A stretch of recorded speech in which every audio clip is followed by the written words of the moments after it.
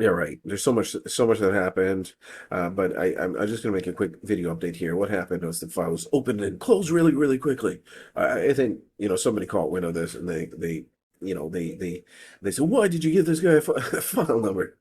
Anyway, it's in the review, the civilian review, and this is the file number for the civilian review, and it's most likely going to go to the federal court, and then whatever happens after that, I don't have very much faith in it. But the thing is, this is actually a grave felony in Canadian law. Like, I know how limited my chances are in a Canadian criminal law system, but this is actually what's going on here. Is this is an alleged deceptive administration of a noxious substance and non-consensual termination of a viable pregnancy. So basically, what's happening, Dr. Michelle Dow inducing the miscarriage without the knowledge or consent of the woman.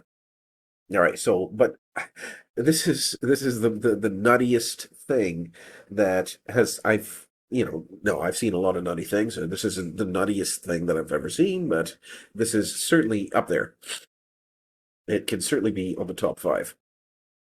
All right, so sorry about my nose there. I had to deal with this thing for a long time. I'm getting sick from this thing. This whole thing is making me sick. All right, so let's read this.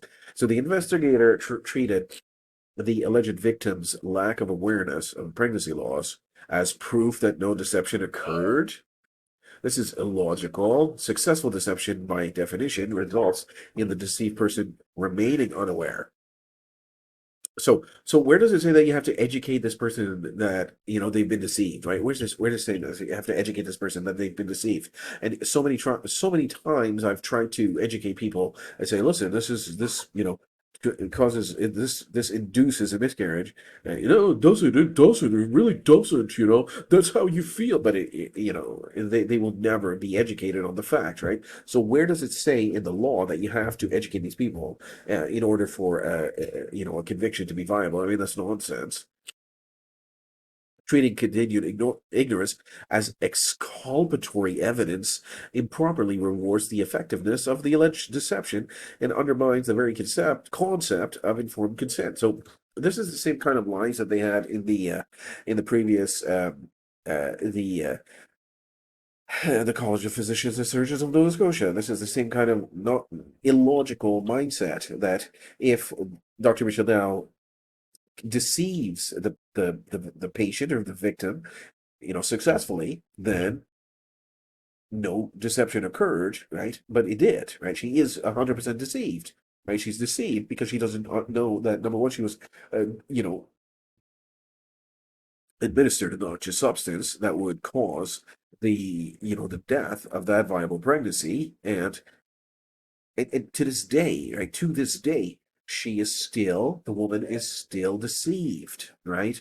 So, I mean, see, so the investigator, his name is Vince, right? Vince.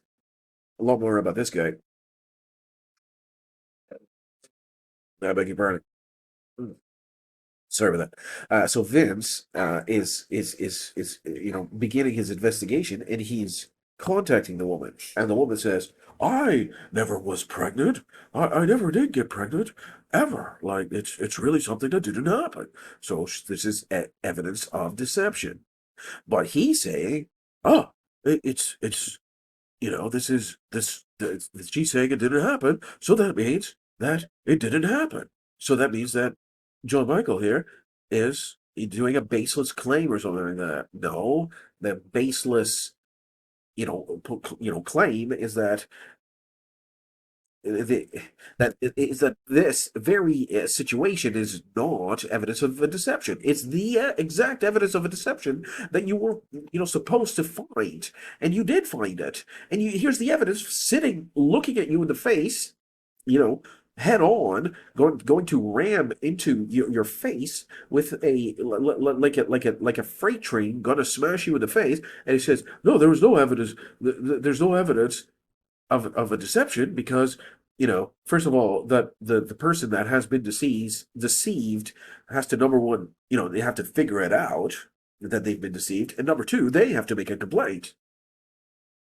right? So this is illogical, right? This is the illogical thing is that this just doesn't make sense, right? The whole see, he did investigate, right, a little bit, and he found that what he incorrectly found was that the evidence that he uncovered was the very evidence that he was looking for, but he misinterpreted the evidence that he was, you know what I mean?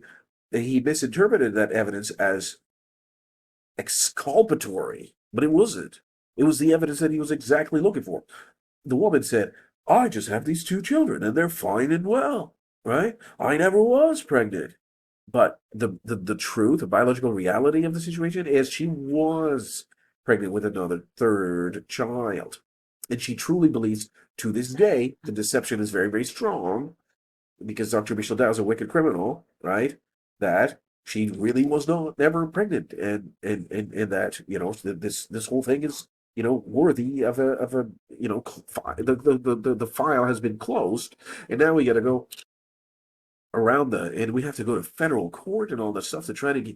Oh my goodness, what a normal person doesn't have the steam to run all this. No, I don't have the steam to do all this stuff. It shouldn't be that hard. I mean, it shouldn't be that hard for me to file a complaint of this level of seriousness. And then he goes on to say, you don't have a DNA, DNA. Where's your DNA?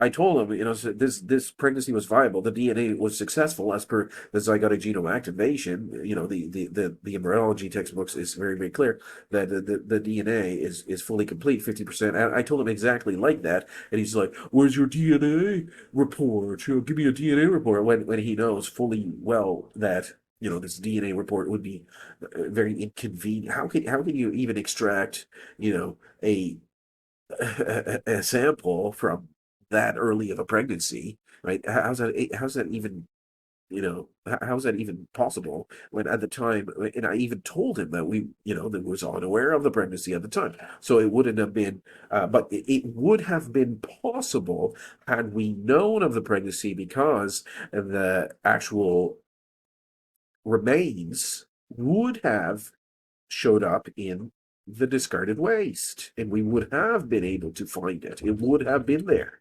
It would have been present. But I did mention that to that the very sad case that those remains, instead of a proper dignified burial, ended up in the wastewater system, right? Which is a horrible thought. Right? That's So I mean, he should have he wasted a lot of time with these nonsense questions, right? All he's doing is getting in the way, right? I should be able to get some justice here. He's getting in the way of my justice, right? Who's this guy? Right? Some corporal getting in the way of my justice, right? What's going on? But what I think happened, I don't know. I think he gave me this file number, and he gave it to me too quickly. Then some higher ups wind, caught wind of this thing, and they said, "What are you doing? Close this file as soon as you can, and we'll deal with with the."